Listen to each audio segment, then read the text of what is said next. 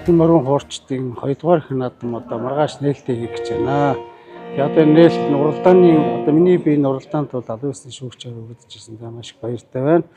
Тэгээ энэ уралдаанд бол одоо Америкийн нэгдсэн улс, Словак улс, Швед, Европын олон уран англиар намарсны олон хуурчид ирж уралдах гэж байна. Тийм маргааш одоо уралдааны өмнө одоо нээлтийн тоглолт болох гэж байна. Энэ нээлтийн тоглолтод одоо морин үрийн чуулгын хэсэг хөгжимчид миний бие ингээд дуурчид бүх хүмүүс энэ оролцоно. Тэгээ энэ сайхан наадмынхаа нээлтэнд хүлцэн ирэхийг Герман байгаа монголчууд энэ уриалж байна. Та бүхний гэж уралдаанаа сонирхохыг маш их хүсэж байна, уриалж байна. Бүгд энэ наадамд ирж оролцохыг уриалж байна.